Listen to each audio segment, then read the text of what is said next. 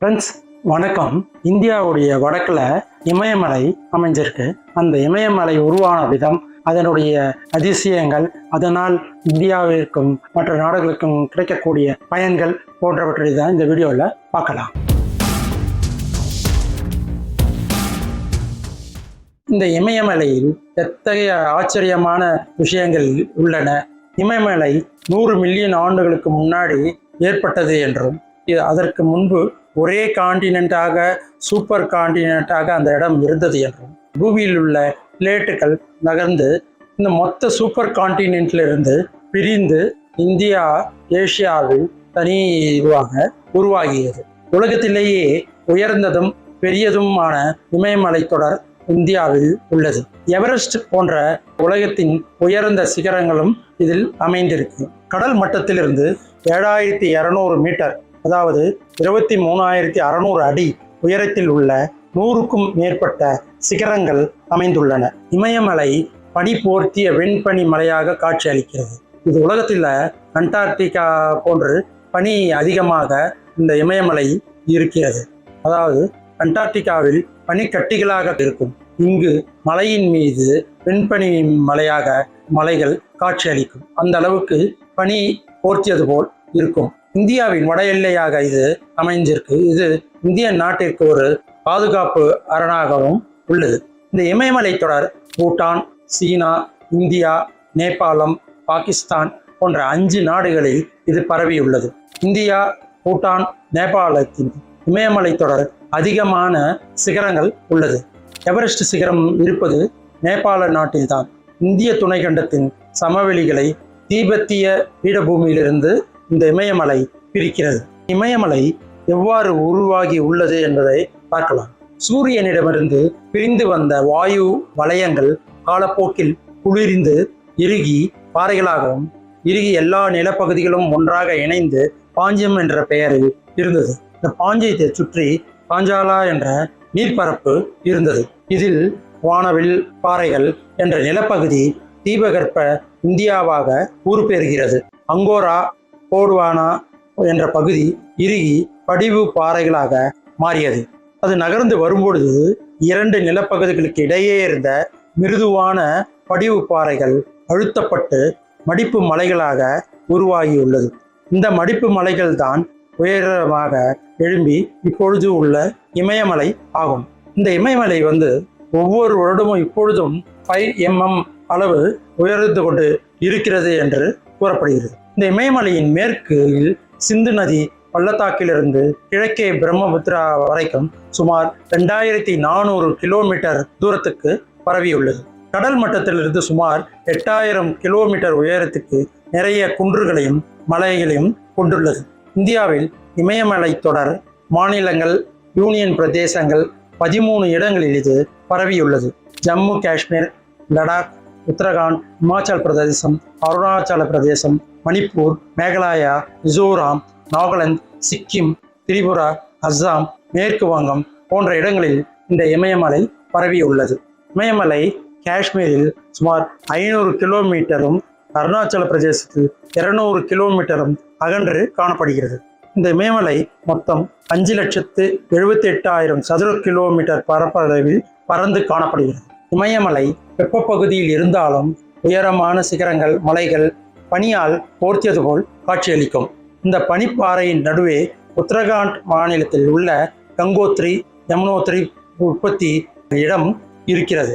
கிட்டத்தட்ட 15,000 பனி ஆறுகள் இதில் உருவாகுகிறது. இமயமலை மேற்கு பகுதியில் உருவாகுகிற நதிகளில் மிகப்பெரிய நதி சிந்து நதியாகும். இந்த சிந்து நதி தீபத்தில் உருவாகி தென்மேற்கே பாய்ந்து பாகிஸ்தான் வழியாக சென்று அரபிக் கடலில் கலக்கிறது. ஜீலம், செனாப், ராவி, சட்லஜ் போன்ற நதிகள் சிந்து நதியினுடைய துணை நதிகளாக இருக்கிறது. இமயமலையின் உற்பத்தி ஆகிற நதிகள் கங்கை, யமுனை, பிரம்மபுத்திரா ஒன்றிணைந்து பங்களாதேஷில் பாய்ந்து அங்கிருந்து வங்காள விரிகுடாவில் கலக்கிறது. இமயமலையின் தென்கோடியில் அமைந்துள்ள மலையை வெளிப்புற இமாலயஸ் என்று கூறுகிறார்கள். இது 1200 மீட்டர் உயரத்திலும் 15 முதல் 50 கிலோமீட்டர் அகலத்திலும் இது அமைந்திருப்பதாக கூறப்படுகிறது.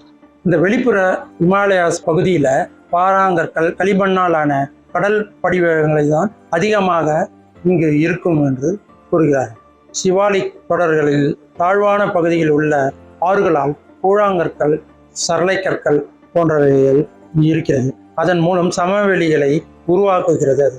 அடுத்ததாக கீழ் இமாலயாஸ் என்பதை எங்கு குறிப்பிடுகிறார்கள் என்றால், சுமார் 1500 5000 மீட்டர் உயரம் வரையும் 60 முதல் 80 கிலோமீட்டர் அகலத்துடன் இமாச்சல் காணப்படுகிற இடத்தைதான் கீழ் இமாலயாஸ் என்று கூறுகிறார்கள். இதில்தான் பீர்பாஞ்சல், முசவரி போன்றவைகள் ரேஞ்சுகள் அமைந்துள்ளது. இதில் பீர்பாஞ்ச் ரேஞ்ச் மட்டும் சுமார் 400 கிலோமீட்டர் நீளத்தில் அமைந்துள்ளது. சிம்லா, முசவரி, நைனிடால் போன்ற கோடை வாசஸ்தலங்களும் இந்த ரேஞ்சில் தான் உள்ளது. அடுத்தது கிரேட்டர் இமாலயாஸ், பெரிய இமயமலை தொடர் முற்றிலும் பனியால் மூடப்பட்டிருப்பதால் இந்த ரேஞ்ச் இமாதிரி என்று அழைக்கப்படுகிறது என்று கூறுகிறார். உலகத்தோடு மிகுந்த உயர்ந்த மலைத்தொடர் இதுதான். சராசரி உயரம் 6000 மீட்டர், அகலம் 120 முதல் 190 கிலோமீட்டர் வரை உள்ளது. இந்த கிரேட்டர் இமாலயாஸ் ரேஞ்சில் தான் உலகத்தின் மிக உயர்ந்த சிகரங்கள், அதாவது Everest 8848 metre, Makalu 8481 metre, Dhaulagiri 8172 metre, Annapurna 8072 metre, Kanchenjunga 8598 metre ஆக இந்த சிகரங்கள் இந்த ரேஞ்சில் தான் அமைந்துள்ளது. இந்த இமாதிரியில் தான் லேசர்ஸ் என்கிற பனியாறுகள் அமைந்துள்ளது. கஞ்சன்ஜங்காவின் கிழக்கு பகுதி இந்தியாவின் சிக்கிம் பகுதியில் அமைந்துள்ளது. அடுத்ததாக இமயமலை ரேஞ்சுக்கு வடக்கில் டிரான்ஸ் இமாலயாஸ் என்ற பகுதி அமைந்திருக்கிறது. இதில் லடாக் போன்றவை அமைந்துள்ளது. காரகோரம் தொடர், கைலாஷ் தொடர் வரை இதில் பரவியுள்ளது. உயர்ந்த சிகரம் பைல்வோஸ்டின் உயரம் சுமார் 8611 மீட்டர், அதுவும் இங்கு அமைந்துள்ளது. இந்த சியாச்சின் பனி ஆறு தான் மிக நீளமான கிளேசியர். இதனுடைய நீளம் 75 கிலோமீட்டர் இந்த ரேஞ்சில் உள்ளது. இமயமலை உயரம் சுமார் 3000 மீட்டர் காஷ்மீர் இமாலயா பகுதியில் அமைந்துள்ளது. இந்த பகுதியில் தான் அதிக பனி ஆறுகள் கொண்டுள்ளது. காஷ்மீர் பள்ளத்தாக்கம் இந்த காஷ்மீர் இமாலயா பகுதியில் தான் உள்ளது. குமாயூன் பகுதி சட்லஜ் ஆற்று முதல் காளி ஆற்று பள்ளத்தாக்கு வரை பரவியுள்ளது. இங்கு நைனிடால் போன்றவை 360 ஏரிகள் உள்ளது. இந்துக்களின் புனித ஸ்தலங்களான பத்ரிநாத், கங்கோத்ரி தலங்கள் இங்குதான் உள்ளது. 7816 உயரம் உள்ள இந்த நந்தாதேவி குன்றுகளும் இங்குதான் உள்ளன. இமயமலையின் சென்ட்ரல் பகுதி என்று குறிப்பிடும்போது காளி ஆற்றிலிருந்து பில்பா ஆறு வரை பரவியுள்ளது. எவரெஸ்ட் போன்ற உயர்ந்த சிகரங்களும் இங்குதான் உள்ளது. அதேபோல் தீஸ்தா ஆற்றிலிருந்து பிரம்மபுத்திரா ஆறு வரை அமைந்துள்ள பகுதியை அஸ்ஸாம் பகுதி என்று கூறப்பட்டுள்ளது. சென்ட்ரல் பகுதியாக குமாயூன் இமாலயாஸும் எவரெஸ்ட் போன்றவை நேபாளத்தில் உள்ளது. இங்கு கங்கை, யமுனை போன்றவை தோற்றம் இங்குதான் ஏற்பட்டுள்ளது. அதேபோல் பத்ரிநாத், கோதரநாத், கங்கோத்ரி, யமுனோத்ரி போன்றவை இந்த பகுதியில் தான் உள்ளது. மேற்கு வங்காளம், சிக்கிம், பூட்டான், அருணாச்சல பிரதேசம் ஆகிய பகுதிகளை உள்ளடக்கியது ஈஸ்டர்ன் பகுதியாகும். இமயமலையில் மர்மமான இடங்களும் உள்ளன. அவற்றில் குருடோங்மார் ஏரி, இது கஞ்சன்ஜங்கா மலை தொடரில் ஒரு பீடபூமியில் அமைந்துள்ளது. இந்த ஏரியின் ஒரு இடத்தில் கடுமையான குளிர்காலத்தில் கூட உறைந்து போகாத சிறிய இடம் இருப்பதாக கூறப்படுகிறது. அது எதனால் அந்த இடம் மற்றும் மற்ற இடங்களில் உறைந்து போனாலும் தண்ணீர் உறையாமல் தண்ணீர் ஓட்டத்துடன் அந்த இடத்தில் இருக்கிறது என்பது ஒரு ஆச்சரியம். ஒரு சாரார் கூறும்போது புத்த மதத்தை சேர்ந்த ஒரு குரு பத்ம சம்பவார் என்பவர் அந்த இடத்தை மக்களுக்காக பயன்படுமாறு தொட்டு அதை அந்த இடத்தில் நீர் எப்பொழுதும் இருக்குமாறு செய்து ஆசீர்வதித்து செய்தார் என்று கூறுகிறார்கள். இரண்டாவதாக ரூப்குண்ட் லேக், ரூப்குண்ட் ஏரி என்று கூறப்படுகிறது. இது உத்தரகாண்ட் மாநிலத்தில் உள்ளது. ஏரியின் பக்கத்தில் உள்ள பாறைகளில் சிதறியுள்ள மண்டை ஓடுகள், எலும்புகள் ஆகிய பரவி உள்ளதாக கூறுகிறார்கள். இங்கு இந்த மண்டை ஓடுகள், எலும்புக்கூடுகள் 2ஆம் உலகப் போர் நடக்கும்போது போர் வீரர்கள் மலை ஏறும் பொழுது இறந்ததால் உண்டானது என்று ஒரு சாரார் கூறுகிறார்கள். மற்றொரு சாரார் கூறும்பொழுது இது ஆலங்கட்டி மழையினால் இந்த வீரர்கள் தாக்கப்பட்டு இறந்ததாக கூறுகிறார்கள். மூன்றாவதாக புலியின் கூடு, புலியின் குகை மாடாலயம் என்று இங்கு இந்த இடத்தை குறிப்பிடுகிறார்கள். இது இங்கு பௌத்த மடாலயம் உள்ளது. இந்த மடத்தின் மைய பகுதியில் ஒரு குகை உள்ளது. இந்த குகையில் தியானத்தில் 3 வருடங்களாக பத்ம சம்பவர் என்ற புத்த பௌத்த துறவி இருந்ததாக கூறுகிறார்கள். இந்த மலையில் ஏறி செல்வது முடியாத காரியம்.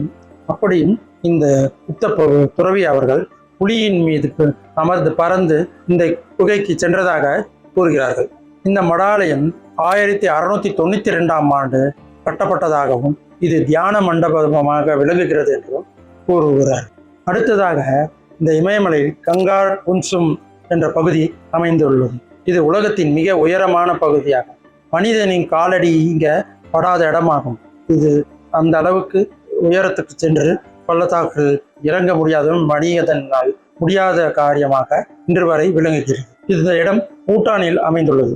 இந்த மலையில் பல விவரிக்க முடியாத சத்தங்கள், மர்மமான ஒலிகள் போன்றவைகள் நடைபெறும் விதமாக மலைக்கு அருகில் வசிப்பவர்கள் பதிவு பண்ணி கூறியுள்ளார்கள். ஆனால் அந்த சத்தங்கள், பலவித ஒலிகள் வருவதற்கு காரணம் கண்டுபிடிக்க முடியவில்லை என்று கூறப்படுகிறது. அடுத்ததாக கியான் கஞ்ச் பகுதியை பற்றி கூறுகிறார்கள். இந்த பகுதி அழிவே இல்லாதவர்களின் நகரம் என்று அழைக்கப்படுகிறது. பள்ளத்தாக்கில் அமைந்துள்ள இந்த நகரத்துக்கு செல்வதற்கு முயற்சி பண்ணி இதுவரை யாரும் வெற்றி பெறவில்லை.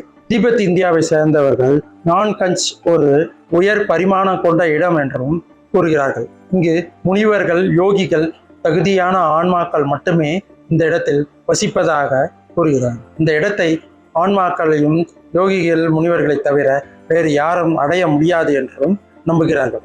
இங்கு தங்க விரும்புபவர்கள் அமரத்துவத்தை, அதாவது இறப்பில்லா சாகாவரம் பெறுகிறார்கள் என்றும் கூறுகிறார்கள். இந்தியாவின் வடக்கு பகுதியில் அமைந்துள்ள இந்த இமயமலை இந்தியாவிற்கு பல விதத்தில் பாதுகாப்பு அரணாகவும், வெளிநாட்டிலிருந்து நமக்கு போரோ அல்லது உள்ளுக்குள் நுழைவதற்கு ஒரு அரணாகவும் இந்த இமயமலை விளங்குகிறது. இந்த இமயமலை இந்தியாவிற்கு பருவக்காற்றை தடுத்து மழையை கொண்டு வருகிறது. கோடை காலத்தில் குளிர்ச்சியாகவும், குளிர்காலத்தில் மிகுந்த குளிரை தடுத்து பாதிப்பு அதிகமாக ஏற்படாமல் இந்த இமயமலை தற்காப்பு நமக்கு பாதுகாப்பாக உள்ளது. இந்த இமயமலை இல்லாமல் இருந்தால் என்ன ஆகும் என்று யோசிக்கும் பொழுது இந்திய நாட்டினுடைய பெரும் பகுதி வறண்டு போயிருக்கும். இமயமலையில் உற்பத்தியாகும் ஆறுகள் இல்லை என்றால் கடுமையான தண்ணீர் பற்றாக்குறை ஏற்பட்டிருக்கும். அது மட்டும் இல்லாமல் விவசாய உற்பத்திகள் பண்ண முடியாமல் போயிருக்கும். இமயமலை இல்லாமல் இருந்தால் பாலைவனம் ஏற்பட்டிருக்கும்.